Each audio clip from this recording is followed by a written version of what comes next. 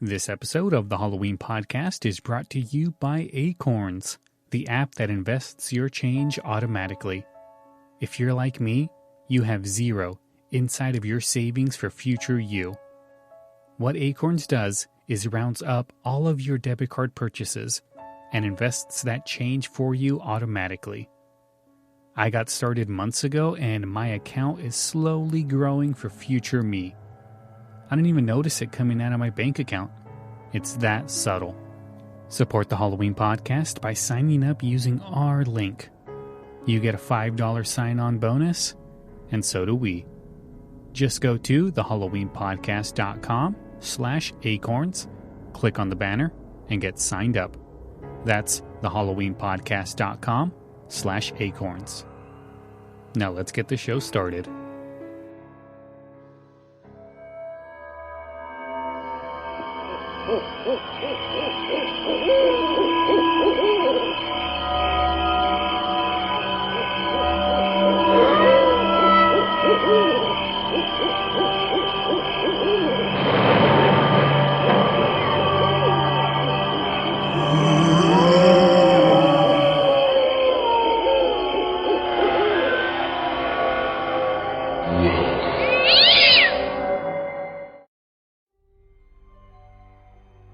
Hello and welcome to another episode of the Halloween podcast. I am your host, Lyle Perez. We're on day number 6 of our 31 show countdown, and on today's episode, I have the guys from the Dissecting Fiction with me again. Stephen and Vinnie, how you guys doing? Doing well, man. Thanks for having us. Yeah, thanks for having us again. Yeah, perfect. So keeping up with this year's theme, it's a 90s Halloween countdown. We are going to take a look at the 1997 Halloween episode of Life with Louie. The name of the episode is Louie's Harrowing Halloween, which was the 6th episode of Season 3, and this one originally aired on October 25th, 1997. So Life with Louie, what can you guys tell me about it? So Life with Louie was loosely based on the childhood of comedian Louie Anderson and was part of the Fox Kids afternoon lineup. So this is the type of cartoon show you'd see when you get home from school. Yeah, I mean, I think the only other important context to it is that this was really during the last days of the stand-up boom. Louie Anderson came to prominence in the mid-'80s during the beginnings of the stand-up boom, really benefited from it, and we're starting to see like sort of the end of these comedians being offered these type of projects. But Life with Louie is a successful one. Yeah. I never thought about that. Who else was part of that? We had Tim Allen, Home Improvement. Mm-hmm. Howie Mandel had Bobby's World. Howie Mandel, yeah. Seinfeld, of course. Seinfeld being probably the biggest one. Yeah. Who else was among them? I'm pretty sure there was more. Steve Harvey had his own show. I think a lot of these guys, like Curry on Hanging with Mr. Cooper. Yeah. And Kevin James is a stand-up, I think. Yeah, definitely Martin Lawrence you want to put into there. Martin was a big hit for Fox.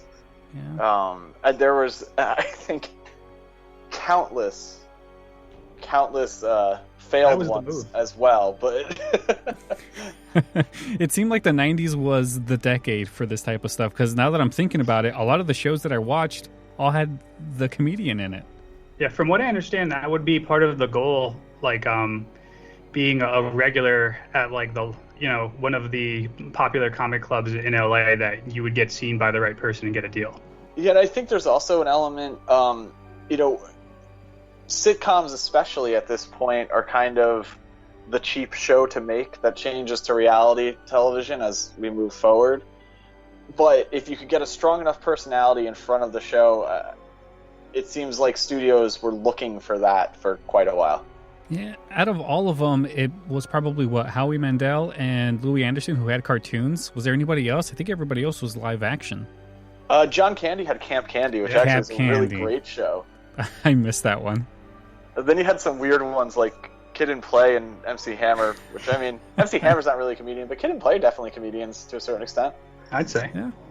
But yeah, let's get into the plot of this Halloween episode. Cool. Okay. So here we are, the fictional town of Cedar Knolls, Wisconsin, in the early 60s. And we have the childhood version of Louie Anderson. And he's in a local supermarket, and he can't help himself. He ends up stealing a single piece of candy. Yeah, this is because his mom does not allow him to eat candy during the month of October until Halloween. Yeah, and let's give first impressions of Louie as a cartoon character. I love how he has like a full-on adult voice, and he's such a little kid. Yeah. Yeah, I had forgotten about that when I went back to watch this, and I mean, you get used to it, but it's a little strange for those first few minutes. It's so weird. He's like the shortest kid out of all of them, out of everyone there. He's always the shortest one, and he just has like this really not deep, but it's really hard to describe this voice. It's so weird. Yeah, it's almost like the way they draw him is it's less what Louie Anderson would have looked like as a kid, and more if you shrunk down Louie Anderson and gave him a giant head. Like it's not really like a kid Louie Anderson so much as it is adult Louie Anderson somehow intruding on his own past. A little body. Well with said. the same voice. Yep, that's it. Okay, so the next day there's a special assembly at school where they have convicts that come and speak to the kids and basically telling cautionary tales about how not to be like them, and they all seem to agree on the fact that it all starts by stealing a piece of candy. Instantly starts freaking him out.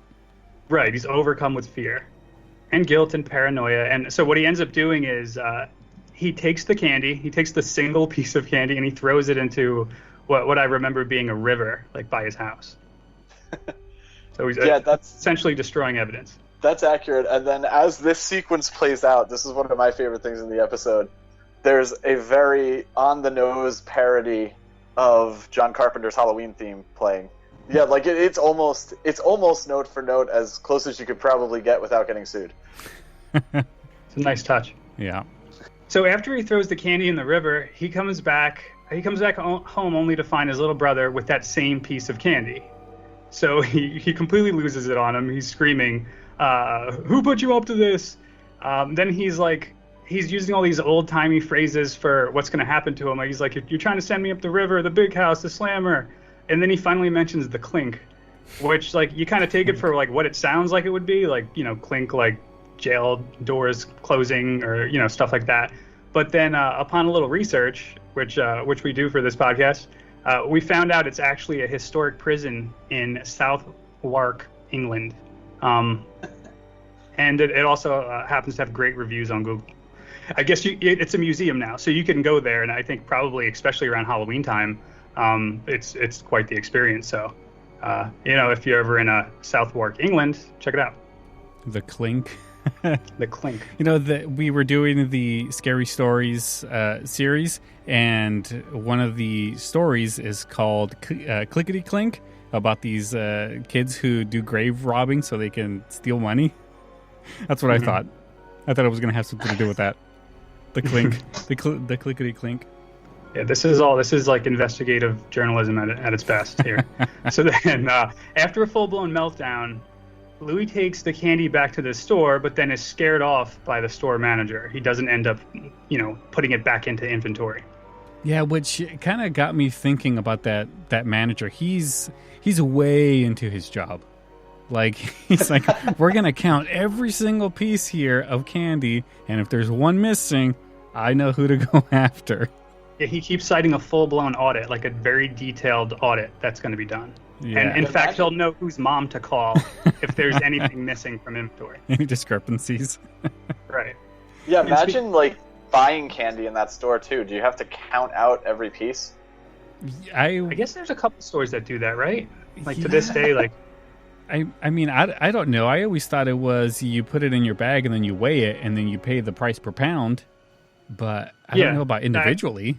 That's definitely like the smarter, more efficient way to do it. But if you go to like Five Below, which we do sometimes before the movies, and I'm not saying we buy candy and then put it in like our jackets and then sneak it into the movies, but you have to count them out. Like it's usually like, you know, 10 for $1 or whatever. So like it's kind of that style where you go and you just start picking them one piece at a time, and then you're at the register wasting everyone's time where they're counting it out one by one. Yeah, that was my thought. I'm watching this guy take inventory. I'm like, I thought that was by the pound. Does he sell coffee beans by each? By the bean? Yeah. By each individual bean. It all has its own SKU number. You got to scan it. So Okay, let's keep the plot going because so far there's been 0 Halloween. Okay. So Louie gets home and his mom finds that piece of candy that Louie came back with because he was too afraid to put it back in the inventory. And here's where it gets Halloweeny. She puts it in the basket for the trick-or-treaters, which is like the ultimate betrayal. Yeah, it was like that night was supposed to be Halloween night, but I guess Louie didn't really care much for Halloween because if it was Halloween day, like that's all he'd be talking about all day. All right, good point. That's like the biggest plot hole in this one. I actually didn't think of that until you just said it. Yeah, like I'd be talking about Halloween the whole week of Halloween. Like that'd be all I'd be talking about. It's conveniently the second half of the day in this episode. Yeah, I feel like this is more of an episode that is focusing on the candy aspect of Halloween, and perhaps this story that we're being told maybe originally didn't take place on Halloween. If we're basing this off of Louie Anderson's stand-up, as they say it is, maybe he just stole a piece of on September 12th or something, and they needed a special. Yeah, they needed an episode. Yeah, that's a good point right there. Okay, so Louie's mom puts it in the basket for the trick-or-treaters.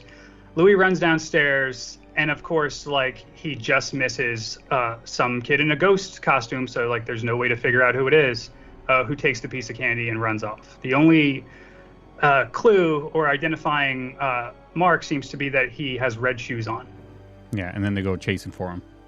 Exactly. So, like, Louie's about to run out after him, but then his dad grabs him, and his dad's, like, super strict. So his dad's like, you can't go out without your costume on. And Louie suits up as the Night Sniffer, who is, like, not just made up for this episode. Like, the Night Sniffer is a recurring part of Life with Louie. And it's essentially a dog dressed up in an old-timey judge suit with, like, the white wig and everything. And that's childhood Louie Anderson's favorite character. Yeah, let's talk about the parents, because the dad has his own little side story that I guess kind of ties into the end. I guess he's part of a neighborhood watch, and there's like something that's going to happen. I'm not exactly 100% sure, but it all ties up at the end. Yeah, there's definitely the B plot where Louie's dad and a couple of the other dads from the neighborhood are going around on patrol as neighborhood watch, and yeah, we'll tie back into that.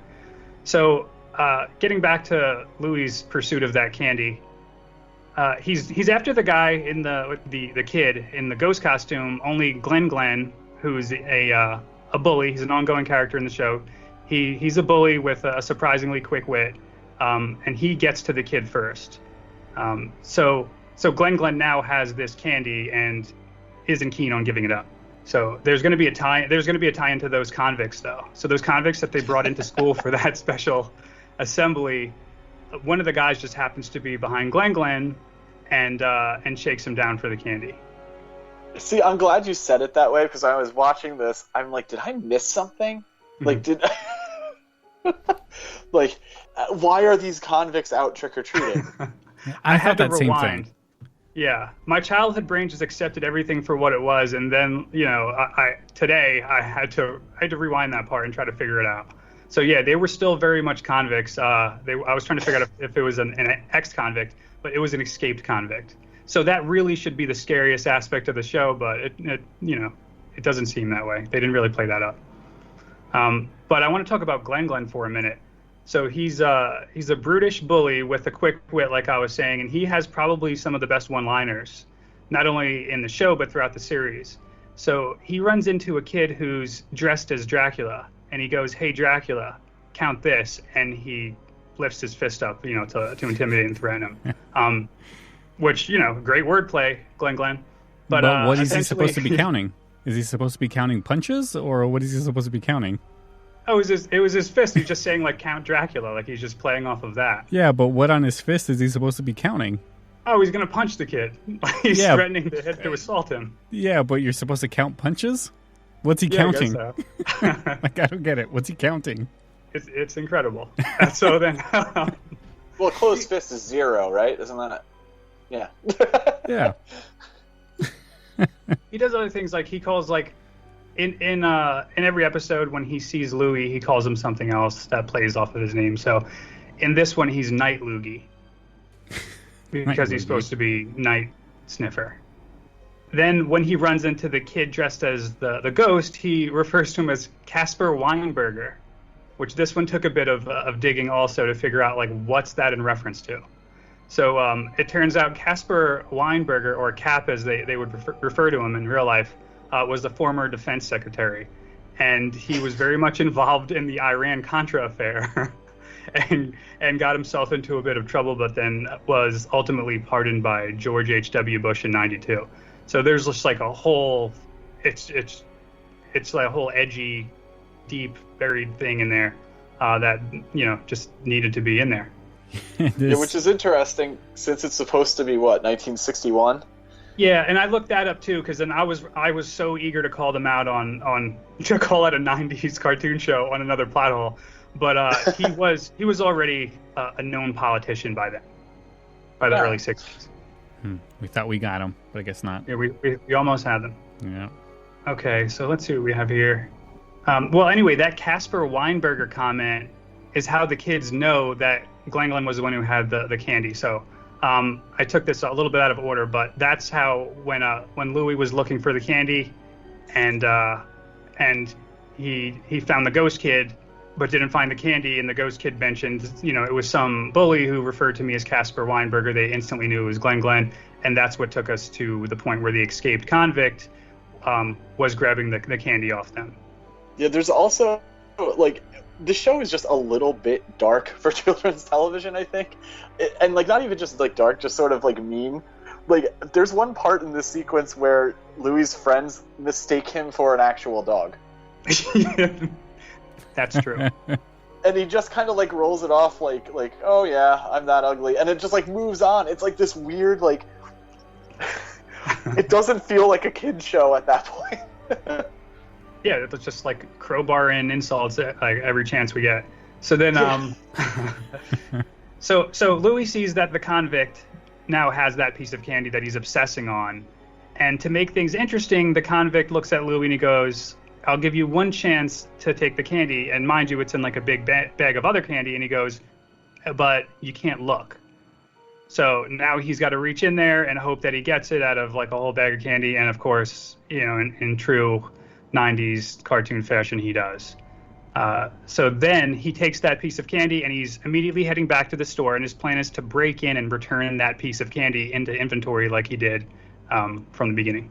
So once he's in, it's Louie climbing in through a window, which makes for a lot of visual humor. And once he gets in, he realizes that the front door was open, and realizes why the front door was open. Those escaped convicts are in the market, robbing it for all it's got. It's where things start to candy, right? They're looking mostly for the candy, is what it seems like from the cartoon. So yeah, he gets in there to return the candy, only to see all these ex-cons from the Special Assembly, robbing the place. And quickly, the news, the police, and the neighborhood watch, B-plot, show up, and they deem a very hesitant Louie a hero. So it sort of adds on to like the guilt he was feeling for having stole the candy in the first place. And he does try to explain himself and say, like, I'm no hero, but they're not trying to hear that. Like, they're just putting cameras and microphones in his face and talking him up. Yeah, and he's trying to come clean, but nobody's listening to him. Exactly. Yes, so Steve, what you're saying is this episode's really about, like, the distortion of information through media. Okay, yeah, so you hit on it right away. Yes, sir.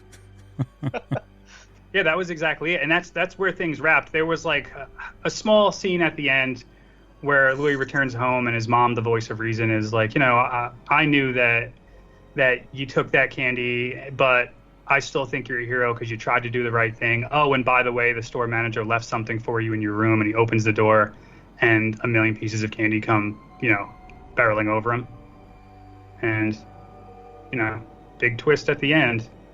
He's got all the candy. Yeah. Yeah. So. All right. So let's get into that Family Feud curse. Before we get into that, let's try to figure out what is actually true in this story and what's not. Because, I mean, do you really think all of this stuff happened in his life? Oh, good point. You know, they say it's based off of his stand-up. I would say, you know, we were joking about it before that there was an incident where he took candy. By season 3, they're probably just letting the writers write. They probably know the general, like, aesthetic of his humor and trying to find something that would work. I mean, I guess it's possible he stole a piece of candy when he was 8 and felt guilty about it and tried to return it. That's probably where the line is drawn. I guess it's possible. I mean, I don't know. In the 60s, maybe they had assemblies back then of convicts coming to schools to talk to kids. Does that even happen now? I can see that.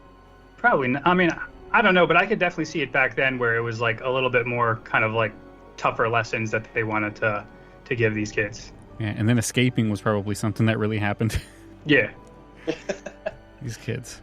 Yeah, that was just a regular Halloween. Yeah. That's why all those horror movies came out in the 70s, is because the 60s there's just constantly people escaping on Halloween. I think, you know, it is interesting to point out, though, that what you have here is a period piece children's cartoon from the 90s that's taking place in the 60s. I mean, you had, like, the Wonder Years on television not too much earlier than this, but that's still a pretty unique thing, even now. Oh, having a period piece for a cartoon? Yeah, I mean, I can't think of another cartoon, you know, outside of something that maybe is more focused on action that's really doing anything but trying to be contemporary, because I think most people believe that kids are going to respond best to things that are of their time. They can relate to. Yeah. Yeah, and I don't know if that's necessarily true. I mean, Life with Louie was a pretty big success. Yeah, in a way it makes it more timeless, you know? Right, yeah, you've controlled the timing of it already, and you're not trying to make it seem completely modern, so you never really lose that. I mean, it's a bit of a stretch, but it's not totally dissimilar from Batman the Animated Series, where they used that dark deco style to give it that any real time in our history look. Yeah, I remember trying to figure out what time period that was supposed to take place in, like, when I was younger, and it made no sense. It's the Art Deco design of like the 1940s, sort of, but then there's futuristic tech. Yeah, and I mean, Fox was innovative as far as children's television goes. You know, on Dissecting Fiction, we talked to the Leewalds, who were a huge part of X-Men, which was a huge part of changing children's animation in the 90s. Fox was always on their side. Just really what they talked about is how, you know, open the network was to new ideas. One thing I think is interesting about this is that and a lot of shows do this, but it's a fictional town in a non-fictional state. So that kind of goes along with, like, the whole timeless thing too a bit. So Cedar Knolls isn't a real place, like we talked about, or Cedar Knoll, Wisconsin. Louie Anderson's actually, I think, from St. Paul. He's from that area, that general area, but they made up a town. So I always think that's interesting, like when other shows do that too. So Roseanne, for example, the sitcom, was in Lanford, Illinois, which isn't a real place. But they chose a real state, but then they just make up a town. Yeah, it definitely, you know, especially knowing that this is supposed to be coming from Anderson's stand-up, where obviously in stand-up, you almost always talk about your upbringing, your family. I think it allows for that natural blur you have about your past to be utilized a little better. If you're trying to say you're in an exact place, then, you know, someone's going to think, oh, that's not what happened. I grew up there. If you make it a fake place, you can use all those ideas, and the reality in your head can be projected a little better into the story. Good point. And the same thing probably with the characters, where it's like, you know, let's just have like a nice mix of people, and then I'm sure that they're composites of, like, different of his friends that were into different hijinks and shenanigans, and they can just lend it to whatever character it would be more fitting for. Yeah, and you know, that we were talking about a little bit about that edge too, that it allows, you know, Fox probably allowed them to have. You know, this episode specifically was written by Alex Taub, who would really start here. From what I could see, his first major credit was Life with Louie, but went on to a bunch of different projects, including stuff for Marvel. But I think it's important to point out that Burt Ring was the director, and he worked a bunch on the first season of Family Guy, which objectively isn't too far after this, and with Fox. Perhaps some of this adult attitude we were perceiving is because the creators they were using weren't necessarily tied down to children's television. Right. Yeah, that's a good point. You know what I think is interesting is there's just 3 seasons of Life with Louie. It ran from 94 to beginning of, basically late 94 to beginning of 98. So, and how late? 1994? It started with the Christmas special. And I remember that. I remember, like, not planning to watch that, but I remember seeing that, I'm pretty sure, first showing. It was December 18th, 1994, was A Christmas Surprise for Mrs. Stillman. And this is adult humor, too, to some extent. And this is a Halloween show, so I won't get too into it, but it's a Christmas surprise for Mrs. Stillman. She's Jewish.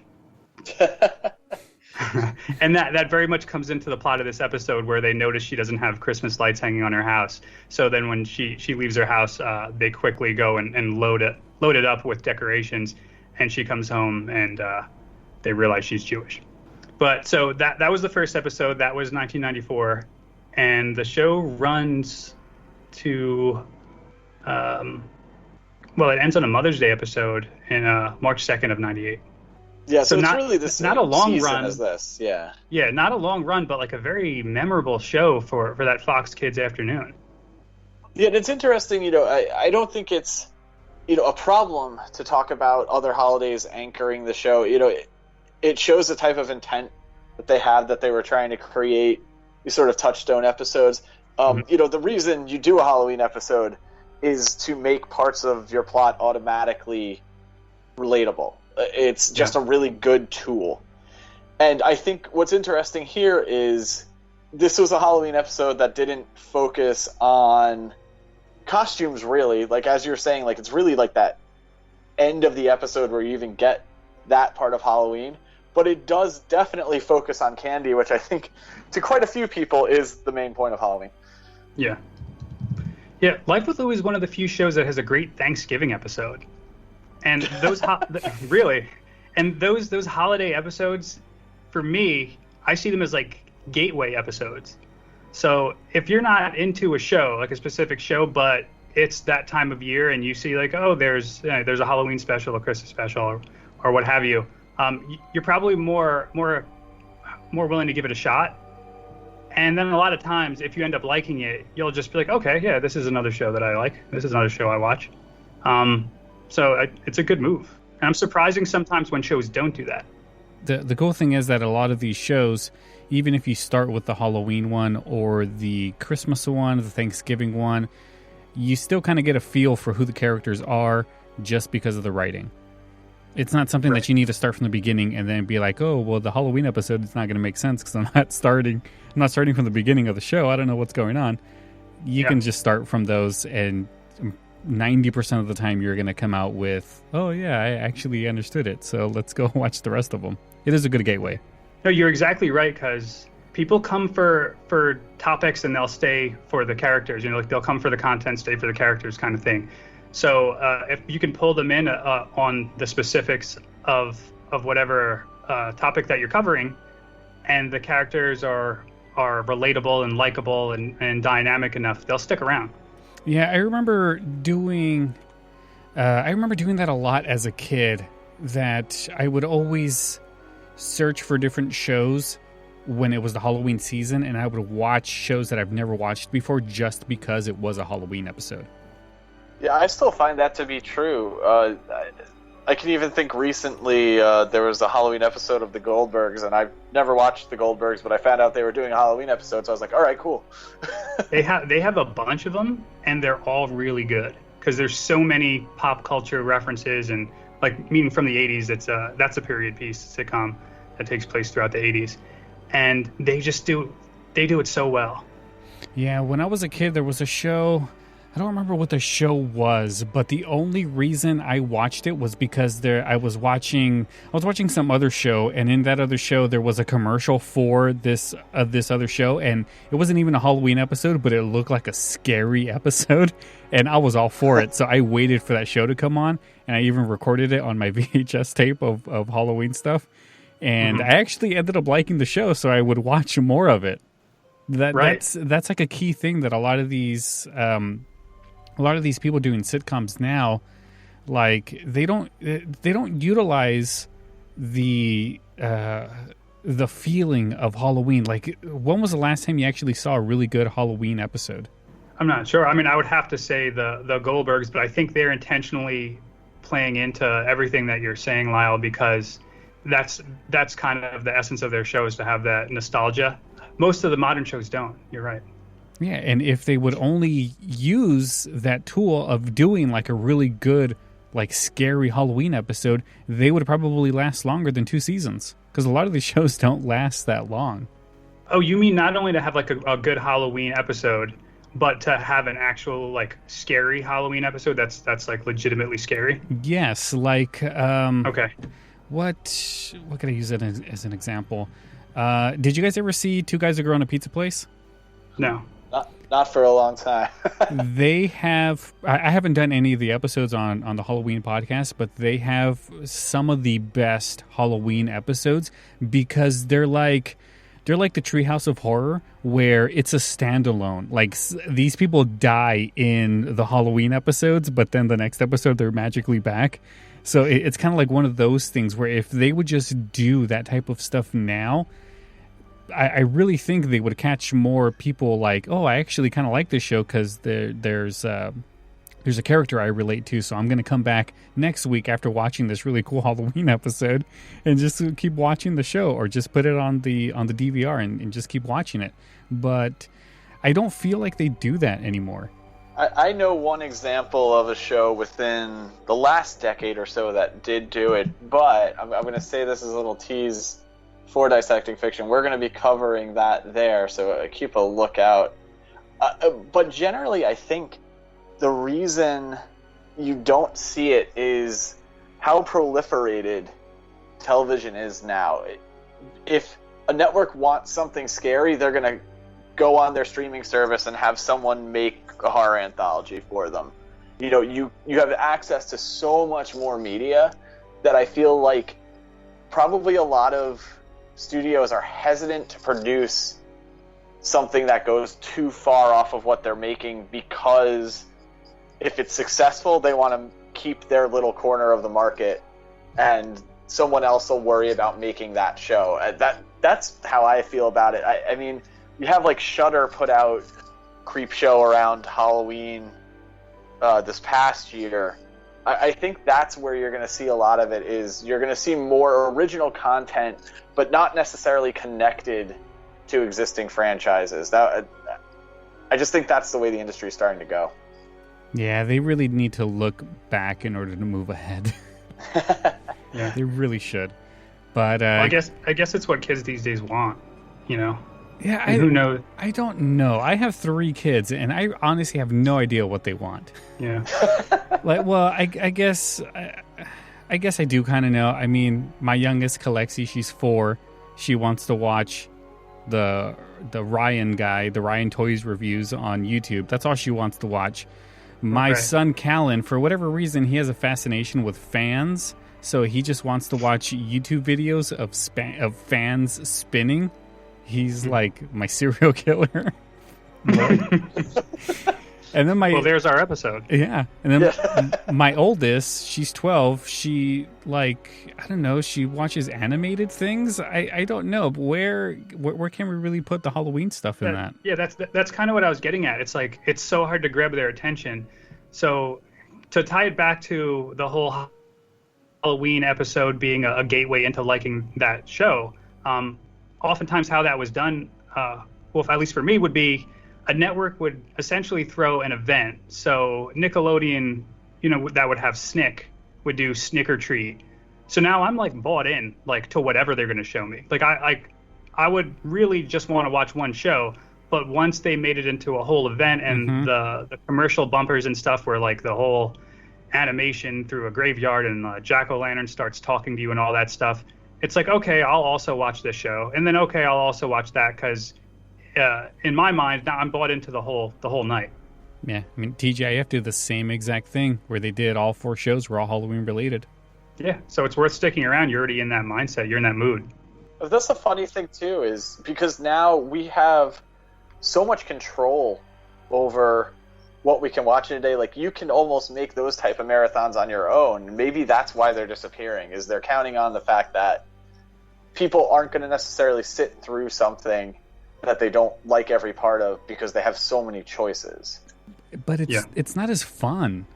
Oh, I'm with you. I agree. I would totally watch blocks of programming blindly, but I don't know if everyone would. Maybe people our age might. I mean, if I had my choice of getting like the TGIF lineup of like Sabrina and Boy Meets World, if I were to find all of those, I don't know if they're on Hulu or if it's Disney Plus now, who knows what it's on. But if I were to get all of the Halloween episodes and block them together, I don't want to watch that. I want to watch it on like the TGIF with the Halloween commercials in it too, and just have the whole feeling of it. But I don't know. That stuff just seems like it's gone. Right. Does it also make it feel a little bit more substantial or real in like time and space when you're watching it live on TV, when you know other people are also having the same experience, as opposed to clicking on a link on YouTube? I have thought of that, and I always thought, like, I had an idea for a podcast a long time ago where I would get other people to watch TV with me at the same exact time, but we would watch stuff as it aired in like the 90s. So my thought was to get 4 shows of the TGIF lineup for a Friday in like 92 or something, and then watch those 4 blocks with people and kind of give like reactions to it. But I do feel like having that interaction where people are all watching it at the same exact time is best, because you could I mean, back in the day we would get into chat rooms and just like chat about these things after it happened, or you'd go to school on Monday morning and just start talking about what Steve Urkel did on the last episode of Family Matters. So it's, oh man, I miss those days. Yeah, there's certainly an element of that now, though, too. With the Twitch broadcasting, things like that, there is that communal watching does exist. It's interesting if maybe, if someone took the chance and tried to go back to that sort of block programming with like themed bumpers and the commercials running through it, if you somehow could market it as that communal event, maybe it would take off. It's possible. I mean, I really don't understand the whole streaming thing. I mean, I come from the generation of this type of stuff only happened when you wanted to see girls like walking around in their bedrooms. So to me, that when I think of Twitch, and I mean, I've never really gone into it or anything, but when I think of that stuff, all I think about is just creepy dudes wanting to watch girls do weird things in their rooms. So I like that whole aspect of it. I just don't. It doesn't. I don't get it. I think it's the first step of becoming a dad. Like, I just don't get those things that the kids are doing nowadays.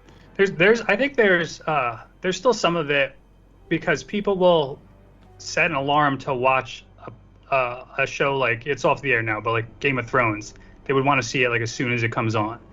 But then you'd still also have, instead of full water cooler talk the next day, you'd still also have like some of the people, like let's say a third of the people, were like, oh, I haven't seen it yet, don't talk about it.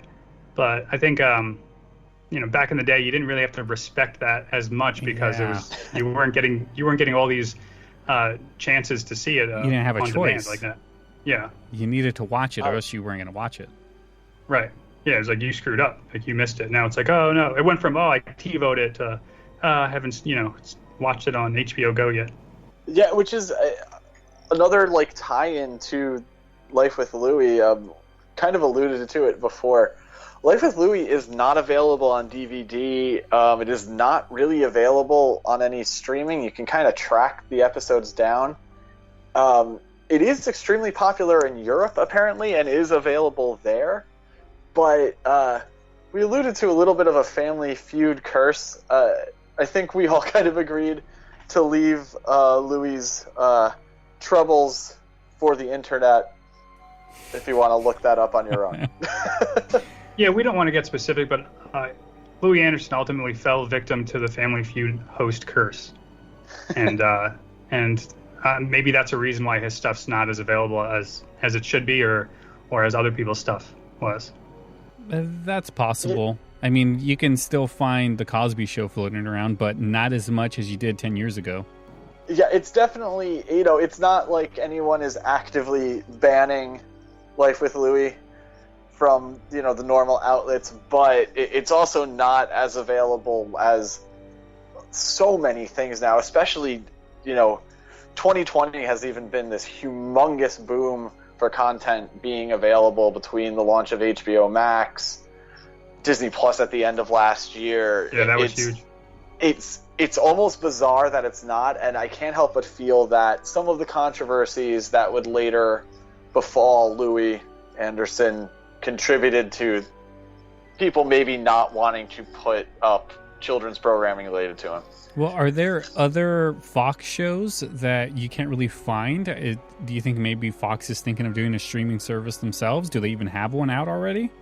Well, under Disney, a lot of the Fox content is going to Hulu. That seems to be where its home is going to be. There's certainly gaps in that catalog. I know a lot of people, myself included, are looking for the live-action Marvel stuff they did for the network, which the Nick Fury film had an official release, and that DVD is now like $100, and Generation X never had a release. There are gaps. There are places these shows could show up, but we got to remember now, too, Fox is owned by Disney in that respect, and it's another reason that maybe it'll never pop up. If Disney goes, hey, we're not comfortable with some of the controversy that came later, they may just not use it.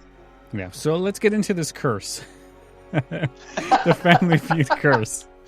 There's got to be just a list that somebody's already compiled. I tried looking for one, but I couldn't find one. I remember watching a long time ago, I don't know if it was a commercial or if it was just something on TV, but they actually were talking about the curse. There's where I first started hearing about it. They kind of made it in like a ghost story type feel about what happened to the hosts. And I remember the last one was of Richard Karn. All I remember was that, and I remember it vividly, there was a picture of Richard Karn like in the back of a milk carton, and it said something like, nobody knows where he is now. And here I am, I don't know how much longer later, he's on Twitter. Like he's around. It's completely fine. So I don't know what that whole like he's nowhere to be found thing was. They probably just did it for theatrics on whatever it was I was watching. Yeah, what I'm seeing here is the so-called curse. Obviously, we talked a little briefly about some controversy surrounding Louie Anderson and his career. Richard Dawson, the original host, was apparently pretty much wasted for most of the tapings. But is that a curse? He was just drinking. I mean, let's be honest. People stretch the word curse quite a bit. The creator of the show died kind of unexpectedly when his son took over and wanted to change the direction. I mean, the big one is going to be, Ray Combs committing suicide. Yeah, I mean, Dawson had cancer. I think maybe there's a lot of these long-standing game shows that will have the same host for like decades. And they've changed hosts so many times, I think that just drew attention to it. Obviously, there's some stuff there. But, Jeopardy, it's just Alex Trebek. Wheel of Fortune, it's Pat Sajak and Vanna White. It probably just seemed more like it was... It's probably somewhat tumultuous is what we can gather from the little bit of research we just did. But The curse is more just Family Feud's not always the best place to work. That's probably it right there. It's just whoever is running Family Feud just has no idea what they're doing. I'll solve that one. They have so many surveys to conduct. It gets confusing. No surveys. Who does it now? Is it even still on? Steve Harvey. Steve Harvey did it, and Mr. Peterman did it for a while, too. I remember that. That's true, yeah. See, look how many hosts there are. And Steve Harvey, and then it was Richard Karn, Dawson, Ray Combs.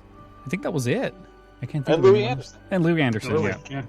But that's it. Yeah, the curse, not so much a curse, just probably these people just have no idea what they're doing, or they give these hosts really, really short contracts of like a year or two.